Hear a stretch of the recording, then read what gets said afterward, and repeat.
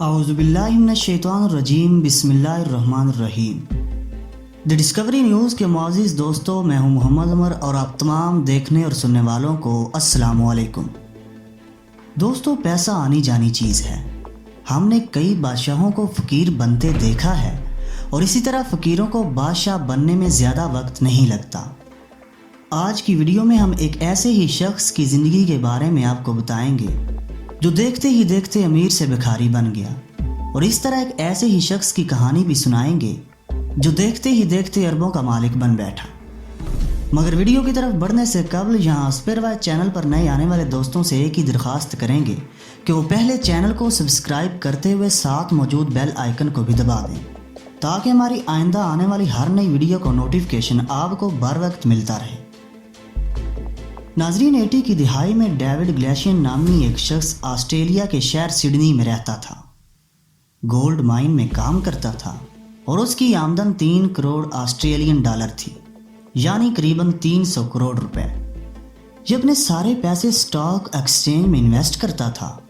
19 اکتوبر 1987 کو آسٹریلیا کا بدترین سٹاک ایکسچینج کریش ہو گیا، جس میں بہت سے لوگ جنہوں نے سٹاک ایکسچینج میں پیسے لگا رکھے تھے وہ سڑک پر آ گئے۔ ڈیوڈ گلیشین کو بھی نقصان ہوا اور اگلے کچھ سال اس کے لیے سخت تھے۔ اس کو کئی نقصان ہو گئے اور اس کی زندگی بکھرنے لگی۔ 1991 میں اس کی فیملی بھی ٹوٹ گئی اور اس کی بیوی نے بھی اس سے طلاق لے لی۔ 1993 تک بڑے بڑے محلوں میں رہنے والا ڈیوڈ بینک کرپٹ ہو گیا۔ اس کے پاس نہ تو فیملی تھی اور نہ ہی پیسہ۔ اس نے لوگوں سے دور اکیلے رہنے کا فیصلہ کیا۔ تبھی اس نے ایک جزیرے پر رہنے کا فیصلہ کر لیا۔ ڈیوڈ کبھی یہاں ایک ہوٹل اور ریزورٹ بنانا چاہتا تھا، لیکن اب یہ ناممکن تھا۔ مئی 1997 میں وہ یہاں آ کر رہنے لگا۔ گولڈ مائن کا ٹائکون اب سخت حالت میں تھا۔ وہ نہیں جانتا تھا کہ یہاں سے کیسے سروائیو کرے گا۔ یہاں نہ تو بجلی تھی اور نہ پانی تھا، اور خطرناک جانوروں کا گھر تھا جس میں سانپ اور مگرمچھ تھے۔ اس نے چھوٹا سا لکڑی کا گھر بنایا اور اپنے پالتو کتے اور بلیوں کے ساتھ رہنے لگا۔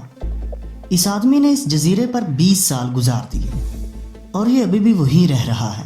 یہ پوری دنیا سے لا تعلق ہے اور سال میں ایک بار شہر جاتا ہے۔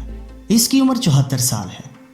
دوستوں، اگر کھانے کی بات کریں تو یہ مچھلیاں اور کیکڑے پکڑ کر کھاتا ہے، اور اس نے یہاں سبزیاں بھی اگا رکھی ہیں۔ اس کا کہنا ہے کہ وہ ساری زندگی یہاں گزارے گا اور مرنا بھی یہیں چاہتا ہے۔ سب سے قریب شہر بھی وہاں سے 1000 کلومیٹر دور ہے، اور کسی بھی ایمرجنسی میں اس کے لیے ایمرجنسی ہو سکتی ہے، لیکن اس کا کہنا ہے کہ وہ پچھلے 20 سال سے صحت مند زندگی گزار رہا ہے۔ دوستوں، وہ مزید کہتا ہے کہ زندگی ہمیشہ ایک سی نہیں رہتی اور ہمارے پلان بھی ہمیشہ کامیاب نہیں ہوتے۔ ناظرین، اس کے برعکس ایک دوسرے انسان جس کا نام موحد الطراد ہے، یہ فرانس کے امیر ترین لوگوں میں سے ایک ہے۔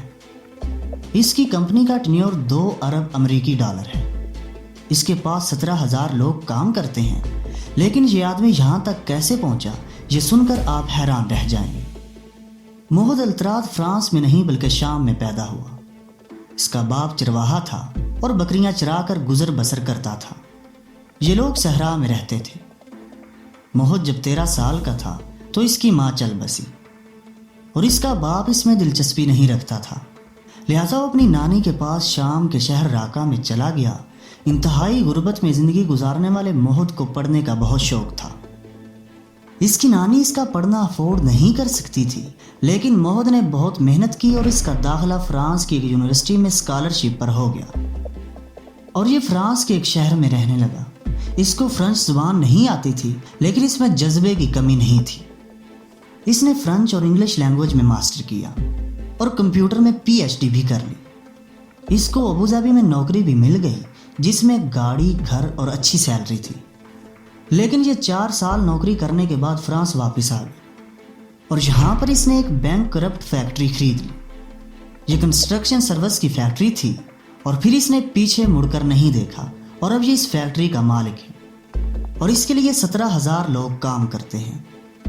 شام کے صحرا میں پیدا ہونے والا غریب موحد آج فرانس کے امیر اور طاقتور لوگوں میں شامل ہے۔ تو دوستو، امید کرتا ہوں کہ ہماری آج کی ویڈیو بھی آپ کو پسند آئی ہو۔